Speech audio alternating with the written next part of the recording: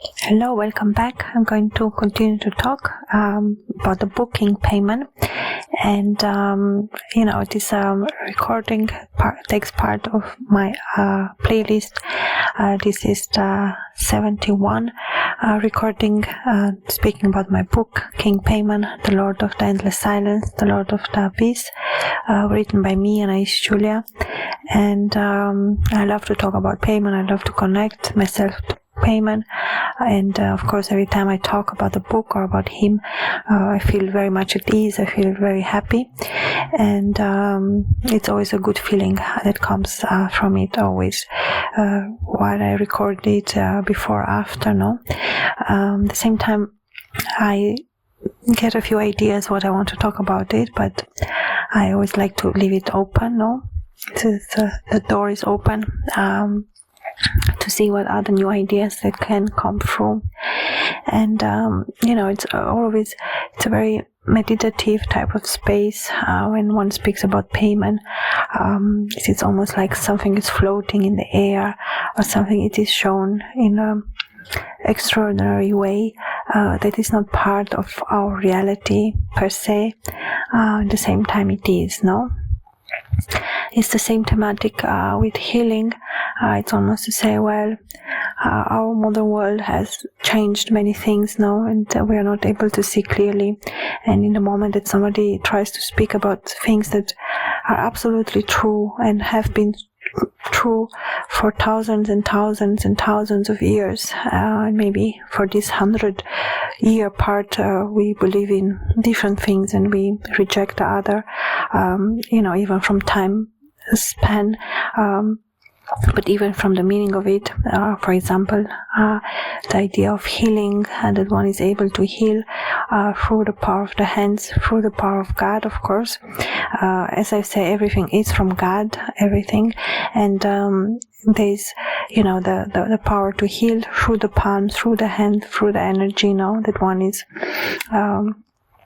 I want to say, well, there are special people with these gifts. Every person in this world carry different gifts, and God didn't give us different gifts to get jealous from one another, or to say which is better, and or to point fingers and say, well, it is not true because I cannot do it means that they cannot do it, which is false. Well, if I am not able to do it, still somebody who can do it, thank God, no?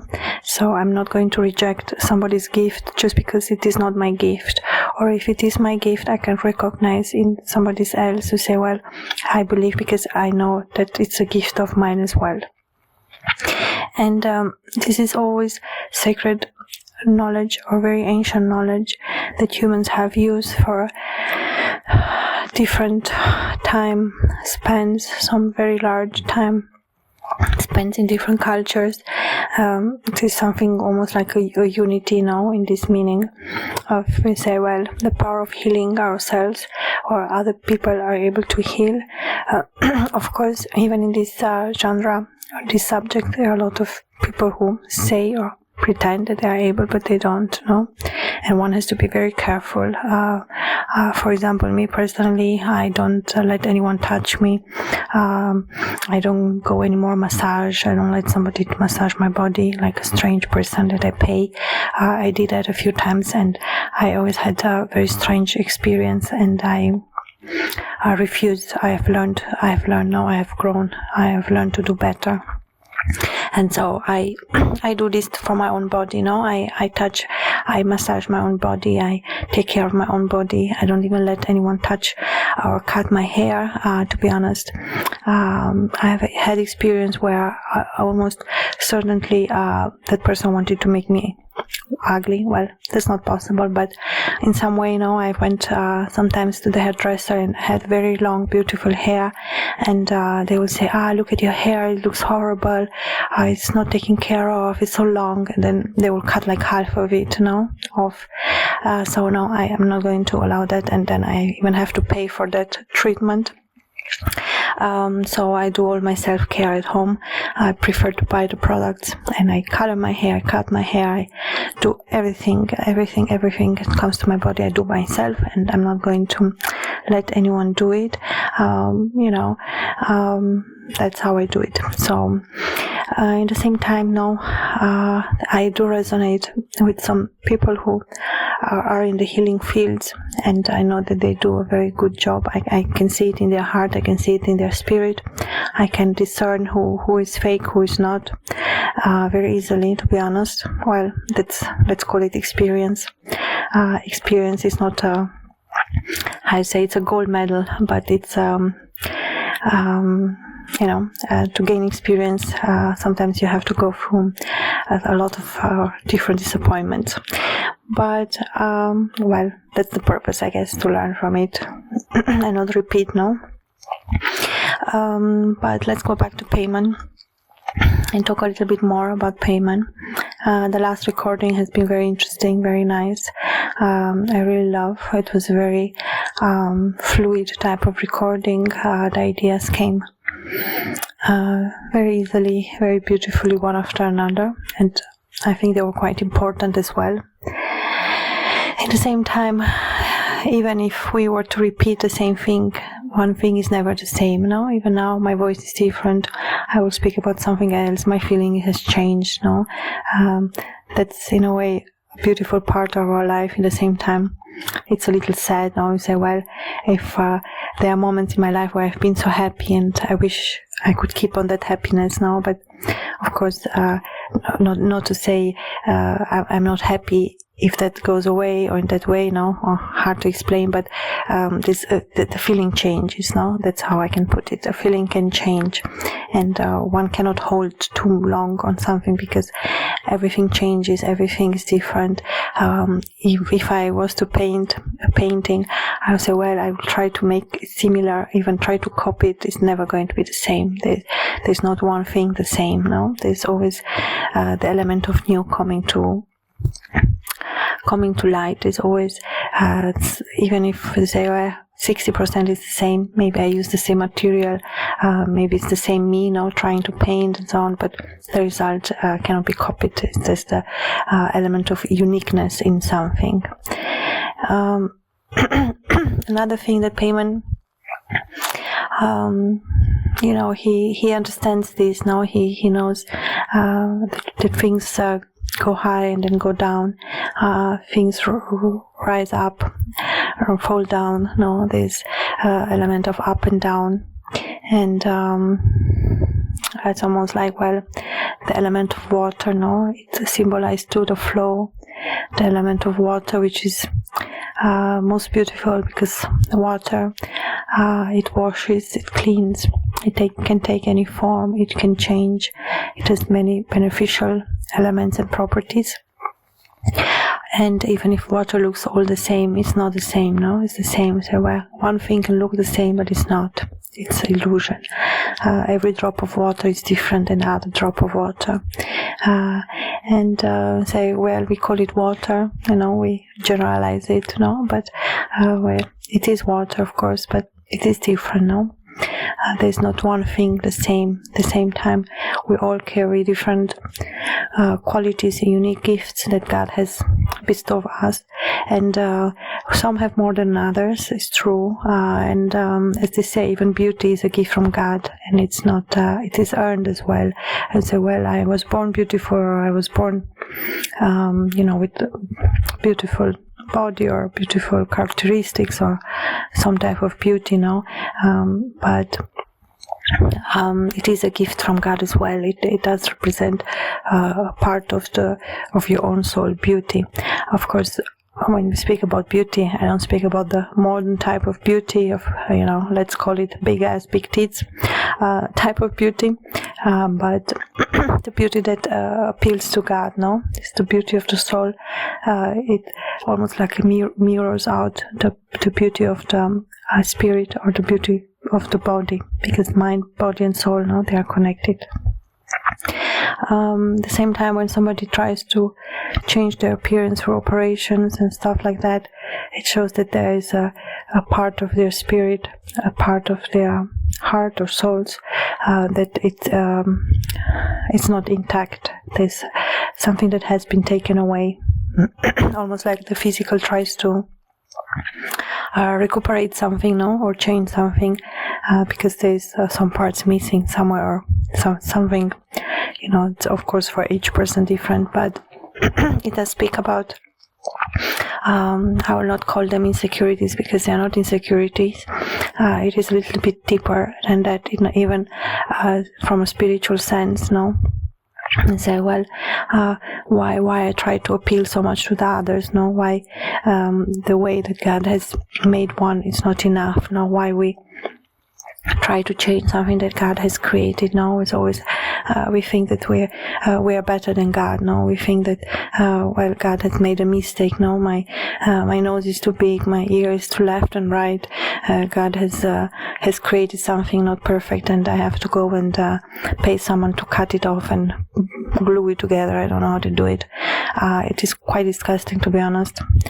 But yeah, at the same time, with tattoos, I personally don't like tattoos. I think it's wrong. I don't think we should, change our skin and stuff like that to appeal more to others, or to give some type of impression on others, you know. Well, everyone is free, you know. God gave us free will. You go and do whatever you want.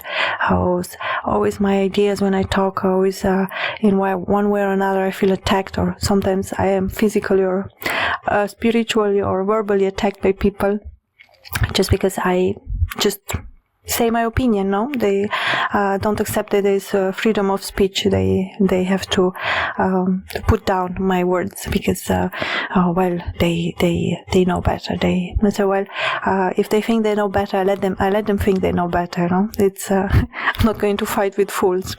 It is not my purpose. I'm just stating my opinion. Somebody accepts it, you don't have to accept it. You can go on and tattoo all your body, put all the ink, make yourself black, put all the ink in your body. I think now it's this fashion. Now they made the tattoos, but then they want to cover it, and then they go even further in the insanity, and then they make the entire body or hands or legs black ink. God, it's just cannot be healthy. It's just horrible. Looks horrible.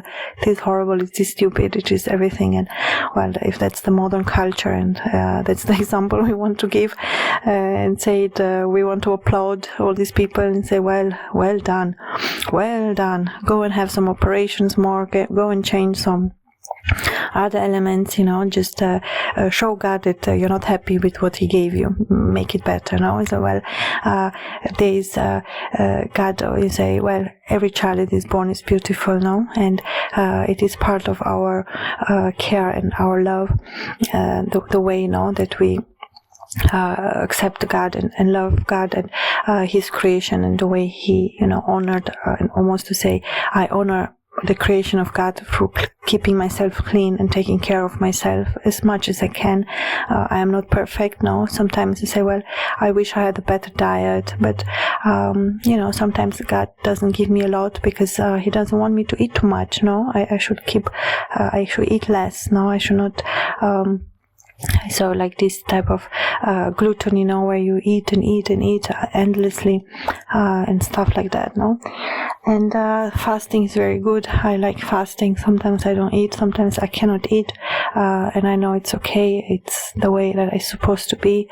I'm not fighting against my body to eat or not to eat. If somebody desires to be skinny, it should be allowed, no. At the same time, one should be careful not to go to the extremes now, and almost get in some type of insanity, where, you know, you get too fat, or you get too skinny, or you try to operate yourself, or you try to stamp yourself with some inks, and you know, to show greatness or show power or show strength or stuff like that. My wish, if I was, would be to cover my body. I don't like when I go out as a woman and people look at my body. I actually find it disgusting, but you know, it happens. People who are bored or whatever, and I actually don't like to go outside at all. I love the idea of have my body covered, and so on and so. At the same time, of course, when I'm home, I like to be myself. Sometimes I enjoy not wear any clothes, no. I like to feel myself free, but I love to have my body covered as well. Going back to Paimon now, there's I don't know, always some type of discrepancy when I talk about Paimon and I think about the reality of our world, which seems so far away and lost in some way or another. And the strange thing is these people who are lost think that they speak the truth and they hold the truth and they hold the key in their hand, which is all foolish. You know, I can only call them fools. And then they like to attack some other people, you know, for just stating an opinion. And well, it's not their opinion, so I must be jealous. I must be, if I'm stating something, you know, I'm just well, if I say about this person is this, wow, you're jealous, you're this, you know. I say, well, I'm not jealous on anybody on this planet. I will not change myself with no one life. Not that will be a disservice to me, to be honest, because I know who I am. I'm not going to change anything. You know, there's nothing that has to be changed in that way, and I will never, if somebody will come and say, well, I will give you 10 fucking billions and you can have this, I will say no. No one can buy me. You can give me trillions, you cannot buy me. There's no price set on me. I'm not going to sell anything, okay? If people think that this is how it works, they're all lost. They get even more lost. And they get all aggressive, you know, It's like, oh, how? So, well, I will not change my life with no one's life. I accept myself as fully as I am, and not to say I have everything. I don't. I'm not even rich. I'm not rich, but no one can buy me. You know, my richness is included in other things, not in the golden cash paper money. Other people think it's the key to where that money brings you, huh? Which key is that, huh? Tell me, which key is that? Yeah, it's like people will sell themselves for $10 if they could, no? They have no honor. They don't honor themselves because they don't love God. They don't appreciate what God gave them. That's the truth. Oh, how can I say that I'm jealous? I'm jealous. Jealous on who? Tell me on this planet who I should be jealous of. Who I should be jealous of. I'm never jealous. Never in my life I've ever been jealous of anyone. I will never take anything from no one. It's not mine. I don't want it. I don't take it. I only want what's mine. And what is mine I create. I'm a creator. And I will have, God will give me everything I have. Always. There's nothing missing in my life. You know? And that's I think it's a good input. And it's like, well, I don't even like to call myself in any way. It's like, oh, I'm queen, I'm king. I'm nothing, you know, what it means. God knows who I am. That's all that matters to me, that God knows me and God knows my soul. And I don't disappoint God, and I will never sell myself. Come give me trillions, give me billions of trillions. I will say no. I don't want. No one can buy me. No one can buy my soul. Zero. I want nothing. No one can give me something that I want. No human can give me something I want, because everything I have comes from God. That's the true power. That's the truth, you know. And if there is something I'm seeking, it is wisdom or truth or knowledge. And if I seek love, I seek true love. I don't seek false love. I don't want it. If it's a love that is full with lies, I don't want it. I give it to somebody else. It's not mine, because my love is not full with lies. I cannot accept. I don't accept lies. I can forgive, but I cannot forgive lies. And why should I? You know, I'm not going to accept anyone or anything that is full of lies. I run away from lies. I stop everything and I let everything just dry out when I know it's a lie. I don't want it. Everything, all the worth and love I had for something, if it's a lie, I don't want it. Everything is zero for me, even minus. I don't want it. I don't want lies. I'm strong like that. No one can tell me anything and say, well, money, I don't care about money. I don't care. If God wants to give me, will give me. If God doesn't want to give me, it's fine. I'm not going to beg. I'm not a beggar. I'm not a sellout. I'm not going to sell myself. You can offer me anything. I will never say accept yes. I can only accept from God. That's the only truth. And I think it's a beautiful truth. I think more people should live like this, you know. I'm no one to tell you anything. You have free will. God has placed you on this planet. You have your contract. You have to follow your contract. You have to do the things you have to do. But if you seek money and you follow money and the gold, and you're willing to sell yourself or sell out others for money, you're a sellout, you're a nobody, you're a zero, you're a disgusting being. And that's the truth. And God will judge you one day. God is there. God sees everything. Everything what everyone does. God sees everything. People don't believe in God, but God is real and God is true, and God is going to judge all of us. And that's the honest truth. Thank God. Thank God it's like this. I'm happily thankful to God that He's righteous and divine like this. You say, well, I can hide, I can fool God, I can run after this and say, I'm so successful, I have this, look at my diamonds, look what I have. And then it's like, oh, she's so modest, oh, she's showing us what she has, oh, she's so modest. How she's modest? How she's modest? She prefers to buy necklaces 100,000 euros and a stupid Hermes bag for 50,000 euros.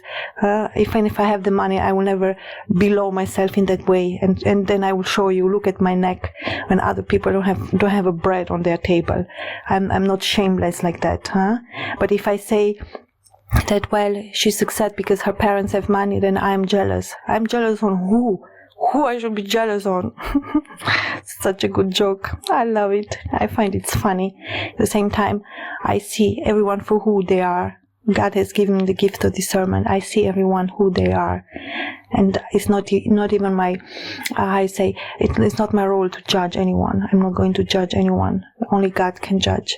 Or everyone is so judgmental and say, well, maybe I am now. I say, oh, she's so judgmental. Well, I'm speaking the truth. At least I can speak something that's worthwhile. And if you don't like what you're hearing, you can go. You can go on your way. I don't care. I don't care where you go. It's not my plan. I'm not here to guide you. I'm not here to do anything for anyone. Yeah, I guide myself. That's the truth. You should guide your own self. Yeah, if you believe in God and believe who you are, you should know. You should know where the light is. And the light is not in the gold and in the diamond. The light is in God. And I'm going to leave this recording here.